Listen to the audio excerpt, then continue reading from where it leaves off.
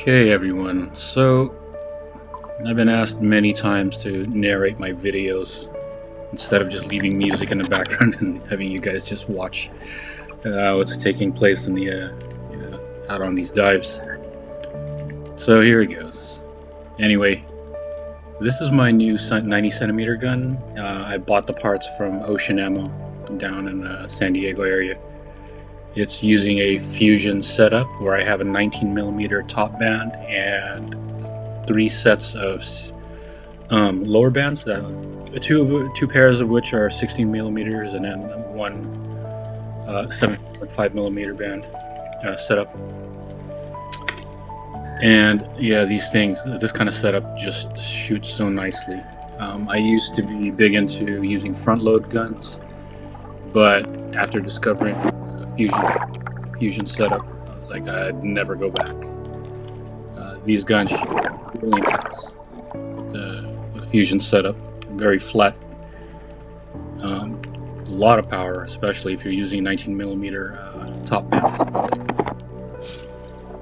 See on this drop. As I head down, there's not much fish in this area. This is probably like the second or third drop of the morning. We didn't really see much in the area. We're still searching around, but you can see water is really nice and clear. And right there was a blue rockfish I decided to go after. It was a decent size. It was probably less than 10 feet away from me.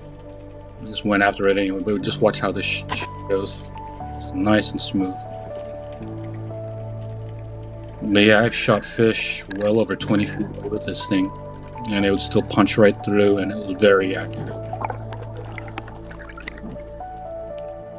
So this is my 82 centimeter Pathos.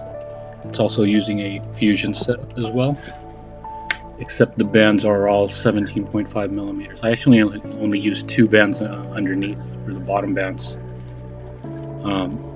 It was mainly a structure. It's a gun I'm using for shooting in structure, so I didn't really need that much power for this one. That's what the 90 centimeter gun's for. So here I'm just continuing to look around. There wasn't much going on in the structure. You can see the water was nice and clear that day. You could see well over 15-20 feet out. There's a kelpie. Ooh, nice and smooth. It's a nice kelpie rockfish. It was decent for the area. So this is my dive buddy Ryan. He was actually diving with me in this area, and he managed to get a shot of me taking the shot on that kelpie.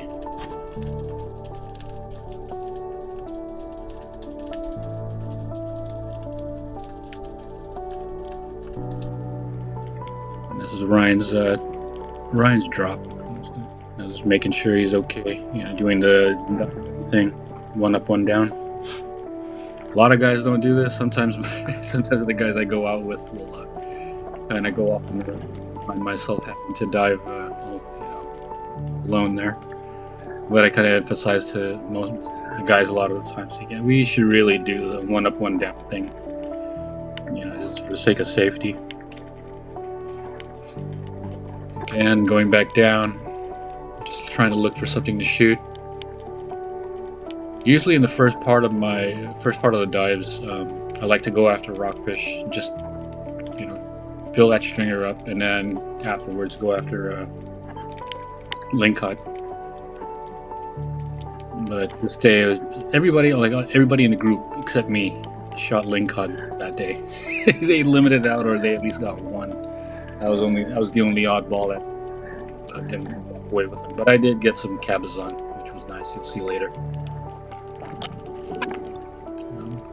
Heading back down, admiring the view for a little bit.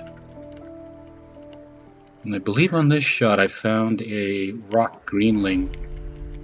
Yeah, right there, so you can see him at the center of the screen. It was a decent rock greenling, probably like 14-15 inches. My wife loves these, so I go ahead and shoot these.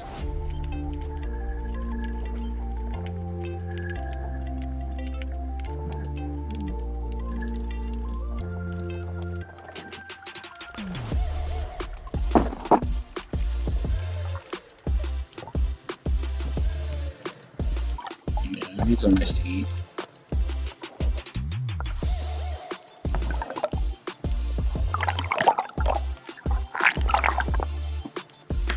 So we were approaching the afternoon. Actually, it was just before noon, and the waves started picking up. I wanted to relocate and try a different location, a safer spot. So I said, okay, let's pack up and move out. The swells were starting. They were terribly big, but they were coming in very fast intervals, so it was making no. So we're all getting set. You can see the other fish out. Basically, just trying to prep things to move to the next area. So I ride out. Well, my kayak's a Stealth Fusion 480. Oh, these are the most perfect. These are the most perfect kayaks for here, just because of how they designed the storage bay. Like a lot of guys like to use scupper, but the storage bay is like way up front, in front of your feet. When you're sitting on the kayak, your feet extended. The hatch for the bay is like really further up.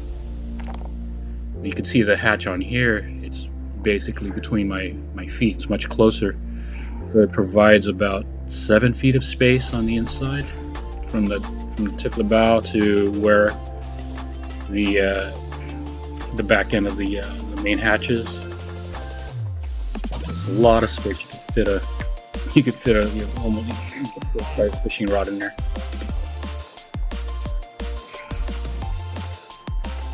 I'm trying to get all my stuff in there and buggy out before water gets more, because it actually did. It started getting more, became more chaotic, basically. You'll see as I paddle away from the split, the waves just coming in at like 2-3 feet. At a height about 2 or 3 feet. But they're coming in at quick intervals. If you're not too familiar with kayak diving, that can be quite an ordeal. You risk getting toppled over. Here I'm just getting the anchor line out of the water. Actually, it took a little time to get it out, because normally what I do is detach it from the kelp first before entering the kayak. But on this day, I didn't do that because the wind was kicking. It was starting to pick up quite a bit, and when the kayak's not anchored down, of course the wind's gonna end up blowing you and the kayak toward shore. About 30 yards behind me, there was basically the rock wall. There was like a series of rocks jetting out over there. The last thing you want is being blown into that mess. You can see how quickly I'm trying to paddle out of there. You can see it, the waves look like it's starting to get quite sketchy. But later on during the day, it actually picked up even more.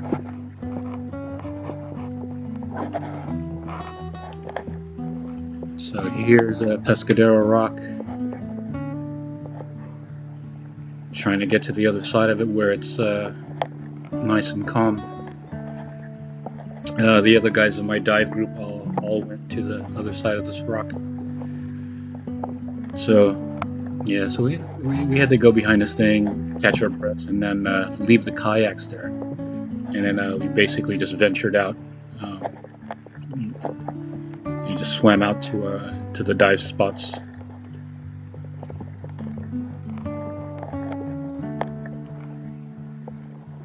And the one thing about this kayak, though, like if it gets really sketchy out there, I mean, I've been in 8 to 10 foot waves.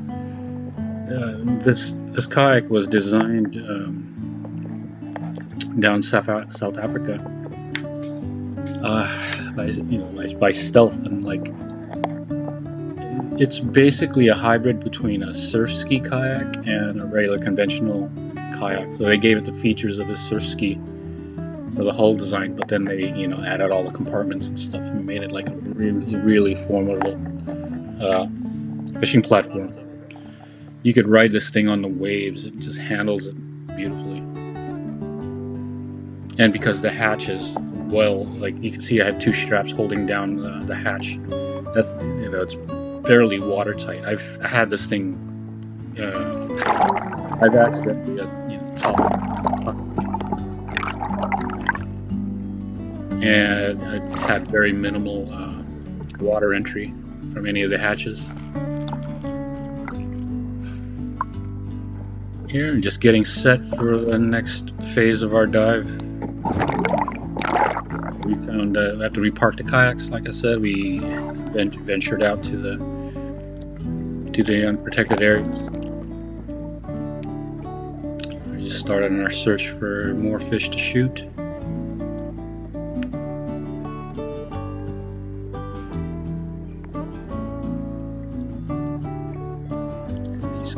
These flashlights are pretty nice. This was a Spear Pro. I forgot the model number, but Spear Pro that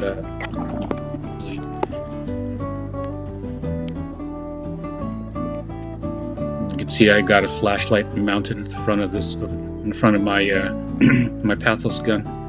Oh, super helpful. Goodness, makes shooting so easy.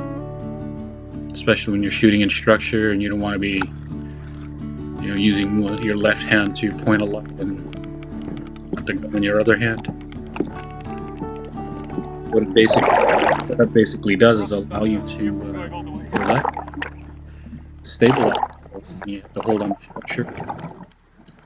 You can just plant your hand on a rock, hold it in place, take the shot when you need to. Really, really helpful. Eventually, I'll be releasing this this flashlight holder. It's compatible with MVD inverted roller muzzles, which is what I got in front of this gun. I used to have a custom-made 3D printed muzzle, but I decided to take that off and just go ahead and use my the MVD muzzle.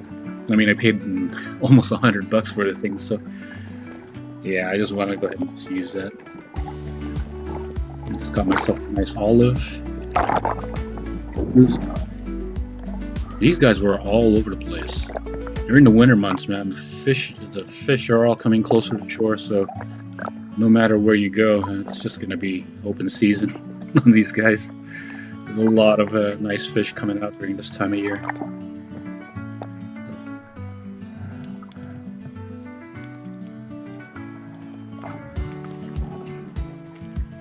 That's beautiful, like 20, has about 20-foot visibility here. A little bit more, maybe 30-foot hazy.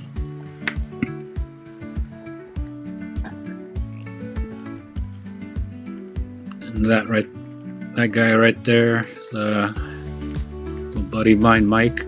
He's part of the our dive club. That's it's called Spirit, California. Actually, Ryan had just joined up with us as well. The guy that was in the first part of the video. Yeah, so this is our little dive session. Majority of the Spirit team is down in Silk. So it's just myself, Ryan, Mike, and this other guy named Joshua.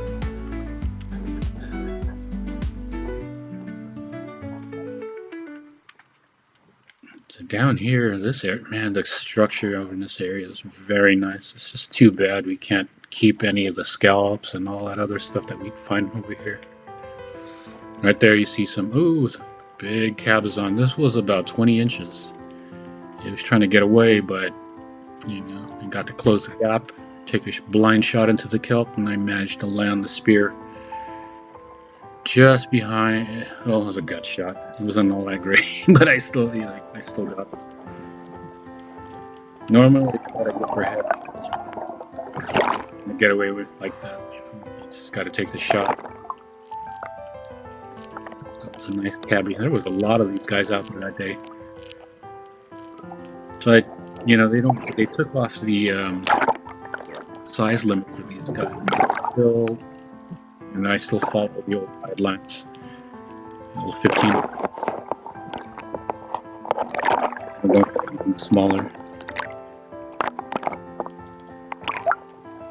See, just racking up these guys, just racking up the cabezon. These are so good to eat. My wife loves these. So this was a pretty successful trip. we all went home with a pretty nice catch, especially the other guys. They limited out on lingcod. That was the only oddball without any lingcod. But I was still happy. I mean, I shot a limit of rockfish, or the RCG. Yeah, but hopefully next time. I mean, winter months, it's typically very good, especially in Monterey area. I mean, you don't have to go. You don't need any secret spots. Just find a legal area to fish and jump in. A lot of fish just basically come closer to shore, so you don't have to go too far. I mean, the guys always want to go down to Big Sur, but like, it's not really necessary. But there are some good spots. I know there are some good spots on Big Sur. You probably see bigger fish because less pressure and all that. But it's all condition based. Anyway, thanks for watching. I'll see you in the next one.